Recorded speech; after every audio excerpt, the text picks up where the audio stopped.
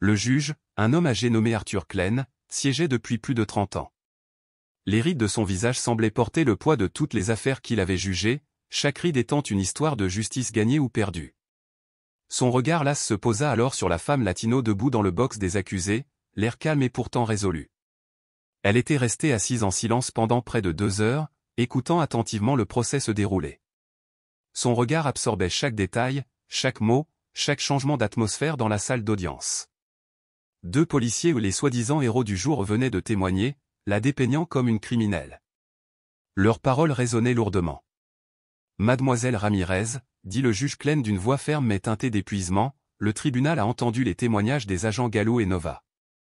Ils vous ont inculpé de possession d'une substance réglementée de l'annexe 2 et de résistance à l'arrestation. L'accusation a terminé sa plaidoirie. Avant que le tribunal ne rende sa décision, souhaitez-vous faire une déclaration finale? La femme que les juges appelaient Elena Ramirez releva la tête. Toute la matinée, son visage avait arboré un masque d'anxiété et de confusion, mais à cet instant, il disparut. Pour la première fois, son expression révélait quelque chose de différent, le feu indéniable d'un esprit brillant et d'une âme brûlant d'une détermination sereine. Ses yeux, désormais dégagés de toute hésitation, brillaient de clarté et d'intelligence féroce. Elle tourna son regard directement vers les 2 officiers. L'agent Marc Gallo, plus âgé et plus arrogant, la regarda avec un sourire narquois. Une expression dédaigneuse et moqueuse se dessina au coin de ses lèvres. L'agent Chris Nova, plus jeune et beaucoup moins sûr de lui, évita complètement son regard. Il lança plutôt un regard nerveux vers le juge. Puis il s'avança. « Votre honneur, je le ferai », a-t-il dit, clairement et sans hésitation. Sa voix ne tremblait plus. Chacun de ces mots résonnait désormais dans la salle d'audience avec une précision surprenante, étouffant le moindre mouvement. Il ne parlait plus comme un accusé. D'un geste lent et délibéré, il fouilla dans la poche de sa chemise. La tension monta brusquement dans la pièce. Les yeux suivaient sa main, incertains de ce qui allait suivre. Il ne sortit ni mot ni mouchoir. Ce qui en est ressorti était un portefeuille en cuir noir, simple et sans intérêt à première vue. Mais lorsqu'il l'ouvrit, les pâles lumières fluorescentes au-dessus captèrent l'éclat de quelque chose enfoui à l'intérieur. Un badge doré brillant. Il brillait sous les lumières, reflétant non seulement la luminosité, mais aussi l'autorité indubitable, incontestable. « Je suis l'inspectrice Carmen Vega », a-t-elle déclaré clairement, de la division des droits civiques du ministère de la Justice des États-Unis. Si une bombe avait explosé dans cette salle d'audience, cela n'aurait pas pu créer un choc plus grand. Tous les sons ont disparu. Les chuchotements des avocats, le froissement des papiers, la toux d'un homme au dernier rang, tout s'est tu instantanément. La salle d'audience s'est figée. Gallo et Nova se tournèrent l'un vers l'autre. Leur visage devint blanc comme du papier. Le sourire narquois de Gallo s'évanouit, ses lèvres se crispèrent comme s'il avait avalé quelque chose d'anormal. Nova resta bouche bée, les yeux écarquillés par une peur crue. Le juge se pencha en avant, plissant les yeux, remontant ses lunettes sur son nez. Il regarda à nouveau, comme pour vérifier la réalité de ce qu'il voyait. La jeune procureure, celle-là même qui venait de défendre avec passion que personne n'était au-dessus des lois, semblait sur le point de s'évanouir. Comment un enquêteur fédéral a-t-il pu se retrouver accusé dans un tribunal d'une petite ville comme celui-ci? Était-ce une erreur monumentale? Ou s'agissait-il d'une partie de quelque chose de bien plus calculé ou une stratégie si intelligente et délibérée que personne dans la salle ne l'avait vu venir? Que se passe-t-il lorsque celle qu'il pensait être une proie, la femme latine silencieuse et apparemment impuissante, enlève soudainement son déguisement et se révèle être la chasseuse? Pour vraiment comprendre ce moment époustouflant, il faut remonter 6 semaines plus tôt au jour où Carmen Vega a posé le pied pour la première fois à San Miguel. San Miguel, un coin oublié de l'Amérique. Un endroit dont le reste du pays semblait avoir quitté le passé. Les aciéries, autrefois fierté et puissance de la ville, n'étaient plus que des squelettes rouillés étendus le long des rives d'une rivière polluée. Le taux de chômage était bloqué à 2 chiffres. Les petites maisons en bois qui abritaient autrefois des familles fières et travailleuses étaient désormais abîmées par les intempéries et en ruine, leurs peintures s'écaillaient, leurs jardins envahis par les mauvaises herbes et la décomposition. Un profond sentiment de désespoir s'infiltrait dans chaque trottoir fissuré, chaque fenêtre brisée, chaque magasin fermé. Dans des endroits comme celui-ci, la corruption ne se produit pas spontanément, elle prospère. Le département de police de San Miguel, connu sous le nom de DPSM, en est un parfait exemple. Pendant des années, le ministère de la Justice a reçu un flot constant de plaintes provenant de cette ville dévastée. Et chacun d'eux racontait la même histoire sombre, des arrestations illégales, des preuves fabriquées, des abus de force et un modèle de harcèlement obsédant et constant visant les pauvres et les marginalisés, en particulier les minorités.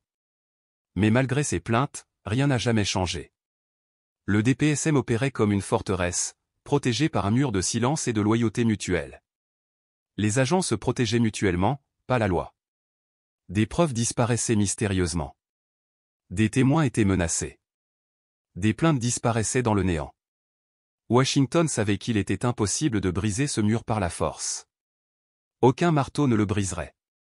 Ils avaient besoin d'une ombre, de quelqu'un qui pourrait passer entre les mailles du filet. Alors ils ont envoyé Carmen.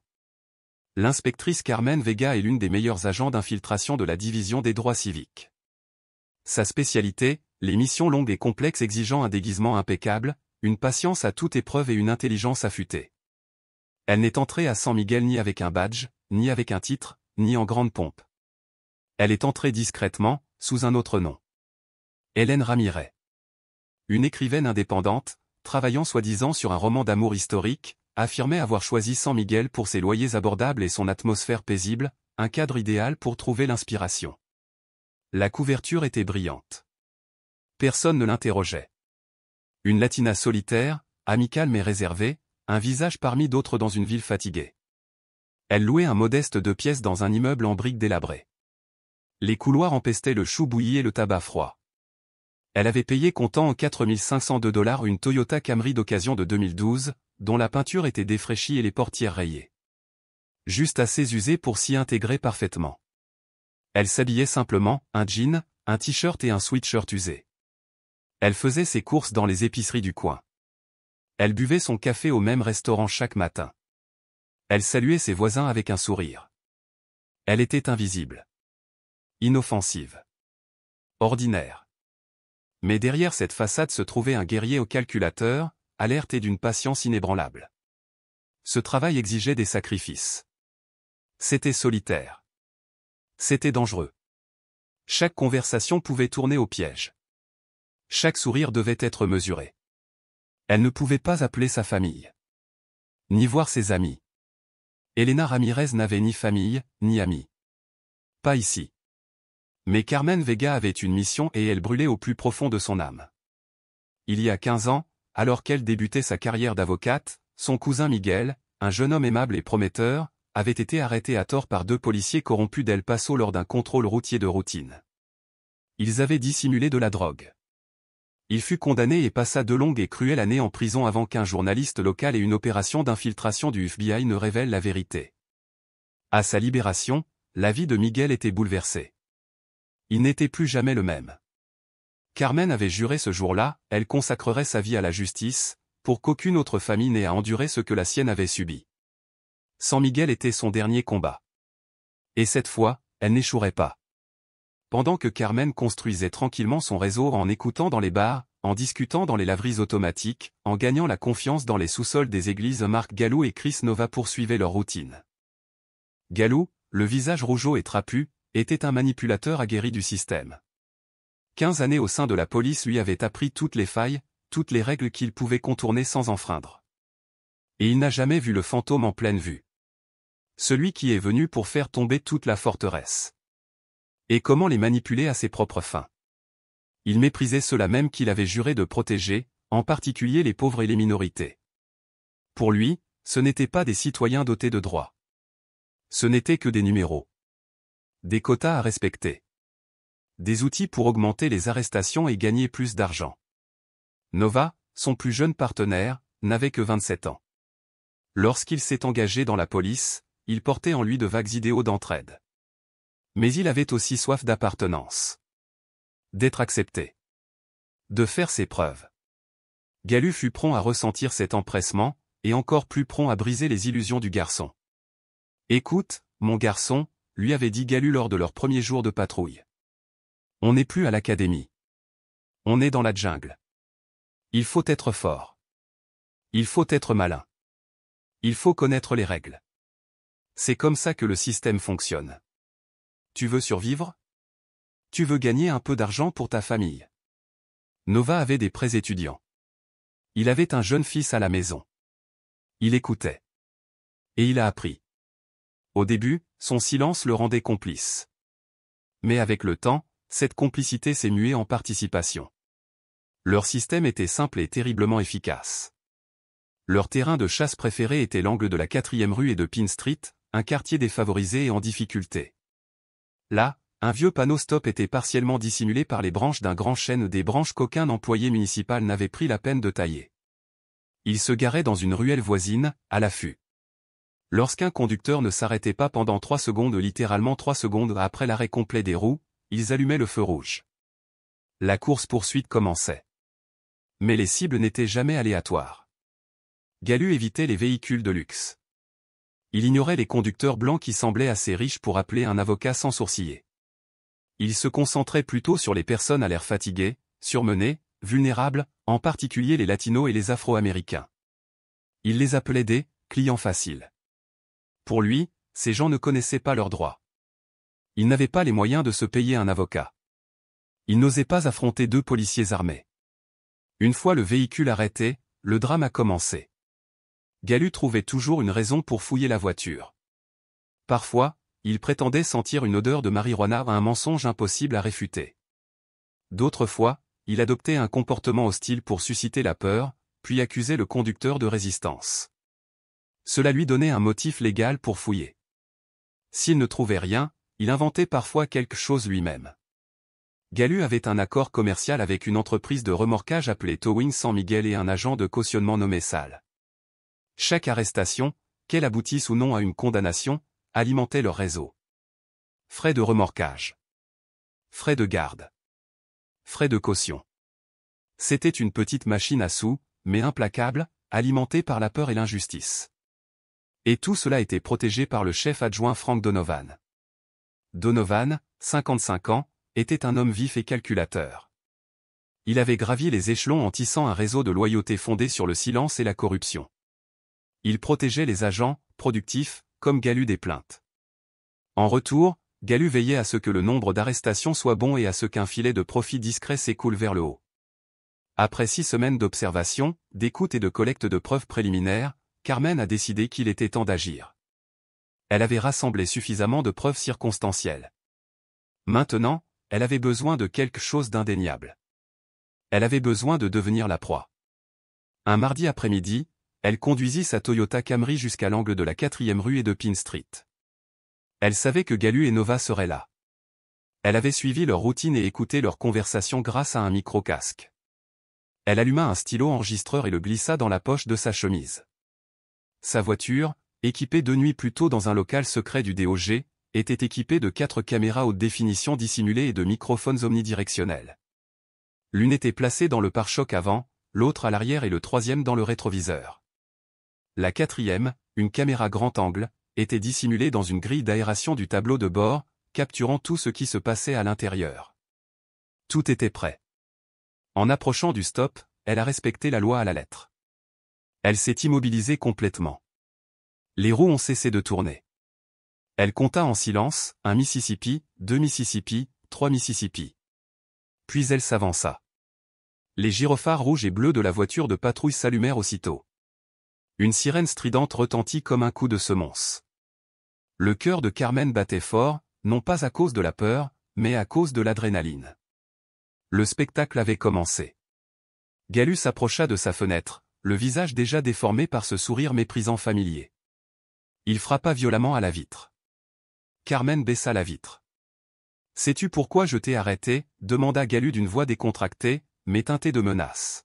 « Pas exactement » répondit poliment Carmen, sa voix douce avec juste une pointe d'incertitude. « Tu ne t'es pas arrêté complètement au panneau, dit-il, mentant sans ciller. Permis de conduire et carte grise. » Elle lui tendit les documents. Tandis qu'il retournait à la voiture de patrouille pour vérifier son nom, elle se prépara. L'acte suivant était sur le point de commencer. Galu revint, le visage plus sombre, la voix plus aiguë. « Écoutez, mademoiselle Ramirez. Votre casier judiciaire est vierge, mais je n'aime pas votre attitude. Je vous laisse le choix. Je peux vous dresser une simple contravention, ou on peut empirer les choses. » « Je ne comprends pas, dit Carmen, jouant parfaitement le rôle de la femme confuse. Je croyais m'être arrêté. Sa protestation polie était tout ce dont il avait besoin. Oh! Tu me traites de menteur, aboya Galu d'une voix tonitruante. Tu résistes à un policier. Sors de la voiture. Sors de la voiture. Carmen est sortie. Nova s'est rapidement déplacée pour la distraire et lui bloquer la vue. Madame, s'il vous plaît, restez ici, dit-il calmement. À cet instant, la caméra grand angle du rétroviseur capta l'image cruciale. Galu, pensant que personne ne le regardait, se pencha brusquement. Sa main glissa à l'intérieur de la voiture. En moins de 2 secondes, il glissa un petit sac Ziploc contenant de la poudre blanche sous le siège conducteur. Un geste précis et maîtrisé. Je sens quelque chose, annonça soudain Galu en se levant avec un air théâtral. Je sens de la marijuana. J'ai de bonnes raisons de croire qu'il y a de la drogue dans votre véhicule. Je vais le fouiller. Il fouilla un instant, puis souleva le sac planté avec un éclat triomphant. Oui, oui. Qu'est-ce qu'on a là, mademoiselle Ramirez? On dirait de la cocaïne. Il le brandit comme un trophée. Vous avez de gros ennuis, madame. Les menottes se refermèrent autour des poignets de Carmen. Elle sentit une colère froide monter en elle, mais elle la réprima. Pour l'instant, elle était toujours Elena Ramirez, une écrivaine effrayée et désemparée. Elle a commencé à pleurer. Ils l'ont emmenée au commissariat de San Miguel, un bâtiment crasseux et délabré qui empestait la sueur et l'eau de javel. Elle est restée silencieuse tout au long de l'intervention. Ses empreintes digitales ont été prises, ses photos prises. Elle a refusé un avocat, prétextant qu'elle n'en avait pas les moyens. Elle regardait. Elle observa les rires des policiers et leurs félicitations. Elle vit le répartiteur lui remettre la carte de visite d'un agent de cautionnement, sale. Elle les entendit dire que sa voiture avait été remorquée. Encore San Miguel. L'ensemble du système, chaque pièce, s'assemble avec une précision chirurgicale. Et puis vint le point culminant. Le chef adjoint Frank Donovan passa devant la salle d'interrogatoire sans jeter un regard à Carmen. Au lieu de cela, il sourit à Galu. Un autre poisson, Marc. Oui, monsieur, répondit fièrement Galu.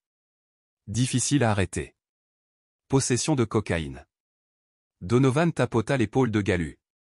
Un geste à la fois amical et profondément révélateur. Bravo, Marc. Continue à les traquer, ce sont des vaches faciles à traire. Maintiens un bon taux d'arrestation. Carmen, assise silencieusement sur le banc, entendait chaque mot. Tout comme le magnétophone caché dans la poche de sa chemise. Elle avait ce qu'il lui fallait. Il ne lui restait plus qu'à laisser le système corrompu imploser, sous le regard aveuglant de la vérité et des lumières d'un tribunal. Et c'est là que nous revenons à la salle d'audience, où la détenue s'apprêtait à se débarrasser de sa peau de mouton, et à montrer ses crocs. Lorsque Carmen Vega révéla sa véritable identité et exhiba son badge rutilant du ministère de la Justice, la salle d'audience entière resta bouche bée. Le temps sembla s'arrêter. Le juge Klein, stupéfait l'espace d'un instant, reprit rapidement ses esprits. Fort de 30 ans d'expérience, il comprit que ce n'était pas une affaire ordinaire. Il regarda le badge, puis les yeux calmes et inébranlables de Carmen. Inspecteur Vega, dit-il lentement, sa voix désormais teintée de formalité, c'est un fait très inhabituel. Le tribunal, bien sûr, exige une explication. Bien sûr, votre honneur, répondit Carmen en remettant son badge dans son manteau. Elena Ramirez, l'accusée effrayée et silencieuse, avait disparu. À sa place se tenait une enquêtrice fédérale chevronnée, vive, directe et inflexible. Je ne suis pas la seule accusée ici aujourd'hui, commença-t-elle, sa voix résonnant dans la salle d'audience stupéfaite. Les véritables accusés sont l'agent Mark Gallo, l'agent Chris Nova et tout le système corrompu qu'il représente. Un système qui empoisonne cette ville depuis des années. Gallo bondit de sa chaise, la rage au visage. Objection, votre honneur. Ce ne sont que des mensonges. Elle essaie de se dérober aux accusations et elle invente tout. Asseyez-vous, agent Gallo, tonna le juge Klein. Sa voix claqua comme un éclair dans la salle. Vous êtes hors sujet. Parlez encore sans permission et vous serez déclaré coupable d'outrage à magistrat. Carmen fit un signe de tête respectueux au juge et continua. Depuis 6 semaines, le ministère de la Justice des États-Unis mène une enquête secrète sur les activités de la police de San Miguel. Nommée « Opération Effondrement », mon arrestation n'était pas une coïncidence. C'était une manœuvre calculée, qui faisait partie de la première phase de l'opération. Ses paroles étaient calmes, méthodiques, chacune étant un clou dans le cercueil. La Toyota Camry 2012 que je conduisais, remorquée par San Miguel Towing pour un prix exorbitant, était équipée de 4 caméras cachées haute résolution et d'un matériel d'enregistrement audio fourni par le FBI. Nous disposons d'images multi-angles, d'une netteté exceptionnelle, de l'agent Gallo en train de placer un sac de poudre blanche ou de la farine, comme l'a confirmé notre laboratoire dans ma voiture, tandis que l'agent Nova me détournait intentionnellement. Cette vidéo, a-t-elle ajouté, a déjà été soumise au procureur de l'État. Le visage de Gallo devint blême. Il se prit la gorge comme s'il luttait pour respirer. Nova resta figé, pâle et muet. Mais Carmen n'avait pas fini. Au cours des 3 semaines précédant mon arrestation, sous le pseudonyme d'Elena Ramirez, une journaliste indépendante enquêtant sur la pauvreté et le harcèlement policier, j'ai enregistré plus de 20 entretiens avec des victimes de Gallo, Nova et leur réseau. Des personnes interpellées sans motif, menacées, puis extorquées aux contraintes de payer des frais de remorquage et de caution exorbitants, toujours auprès de la même entreprise et du même garant. Nous avons découvert un schéma récurrent. Un schéma d'abus. Un schéma d'extorsion. Elle marqua une pause. La salle d'audience se tut. Même l'air semblait attendre. Puis elle tourna son regard directement vers la première rangée, croisant le regard du chef adjoint Frank Donovan. Plus important encore, votre honneur, dit-elle d'une voix glaciale, le stylo que j'ai utilisé pour signer le rapport au commissariat de San Miguel n'était pas un stylo ordinaire.